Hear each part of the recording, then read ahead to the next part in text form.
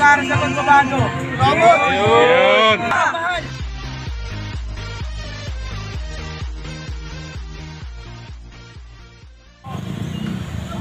Maraming salamat kay Mayor Mara. Sana matulungan nyo ang buong Maynila. Sana manalo kayo.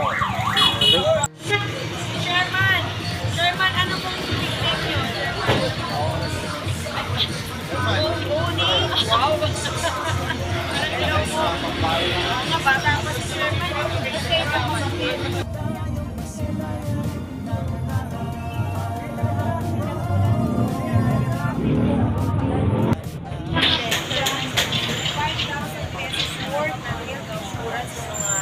Senior citizen kung saan magkakaroon sila ng libreng check-up, free and medical, dental, check-up sa puso,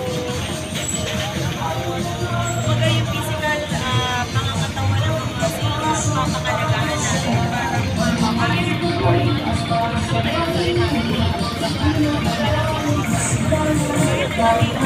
at kung kasi po dahil ko na silang para kayo nakakita ng mundo. Na-shock sila. Hello, magandang.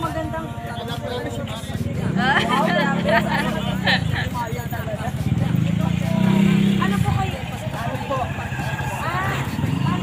Nagtatalog na kayo. Naka-duty na po talog. Tanong so na barangay.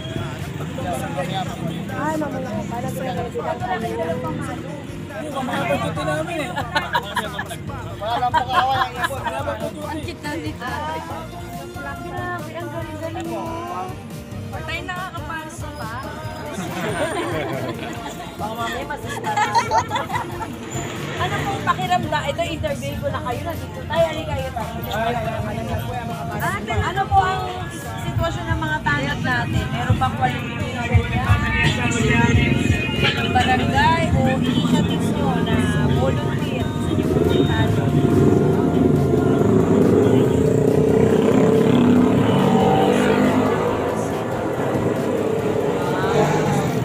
Ayun naman po, ano ang reason nyo bakit gusto nyo maging tanod, ayaw nyo maging police? Hindi ako pinag-aralan eh. Ay, grabe naman, ganun agad. Pero kumbaga, gusto nyo kasi matutukan yung barangay. Kayo po. Pero nakakagaan ba sa loob kapag nagsiservisyo sa barangay ng pusa? Wow. So bago po kayo pumasok sa pagiging tanod, kumakain po ba kayo bago kayo lumabas? May energy. Ang gano'ng oras po ba yung pag-ronda ng ako? Ito po. 10 ng gabi ng 14. Tapos magtutulog kayo anong oras? Isang oras po. So ito po yung barangay 543, Zone 54, District 4. Ate nagbigay niya, napakakakit. Sobrang kami sa buong mundo. Kasi nakakakit lang po kayo tulog. Sana bayani na hindi mamatay. Bayani po na buhay. Dahil nag-joke lang. Pero sabihin, talagang yan po yung ginagawa ninyo. Maganda po yan. Pag lahat tayo, gagawin po natin. Parang ako din po, volunteer lang po.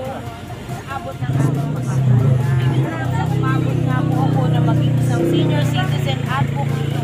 Ay hindi po po pero sabi nga namin, habang malakas tayo, gamitin natin sa pagpapalala. Kasi lahat po ng meron ko sa pagkakapag. Pinakanta ko ng isang ano, bakit ako po.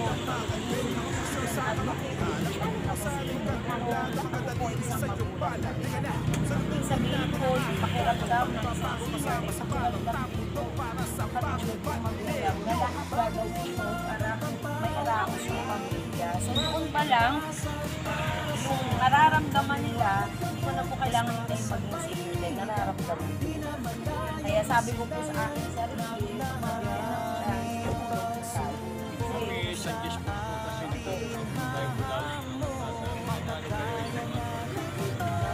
Huwag po kayong mag-alala kahit na kayo nakulong gagawin natin. Kasi bago po ko lang kasi at mga kabataan na yung tukan mo dahil kailangan natin gabayan. Ang tao, at syempre, yung mga nanod, mga tulad ninyo na mabigyan ng alawan. Ayan. Mensahe po para kay Magbara Tamundo. Mensahe. Sana po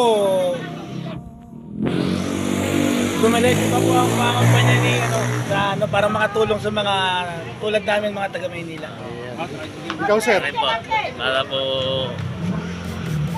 umano po uli yung mga taga Maynila na tulungan po. Marami siyang matulungan po na tulong. Maraming salamat po. So, ito yung Permesa Street.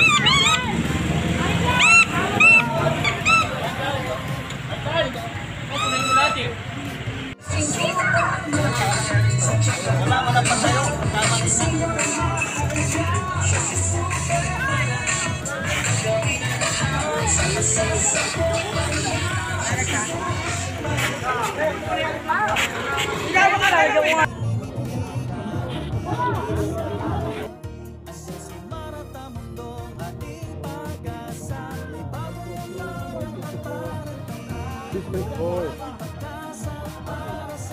So, nakikita na sila. Super mga Tamundo.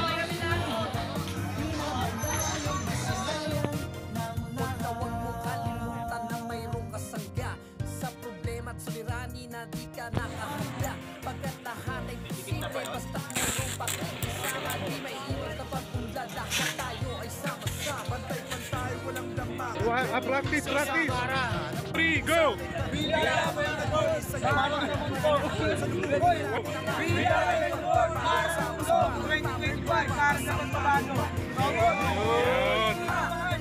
Ulit, pangalan to na.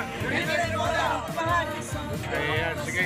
Maynila, Ano masabi mo sa bagong mayor para at least para mabago naman ang Maynila. Hindi puro na lang sila. so kailangan may iba naman. May iba naman, hindi lahat silang tumatayong mayor. Ayan. Alam mo, bago naman, hindi yung parang pag sila na umupo, kawawa na naman ang Maynila. Kaya panahon na ba para sa tunay na pagbabago? Panahon na para sa tunay na pagbabago, bagong mayor ng Maynila. Oh. Mara Tamundong, huwag niyo po kami kalilimutan pag kayo na nanalong mayor. Anong barangay kayo?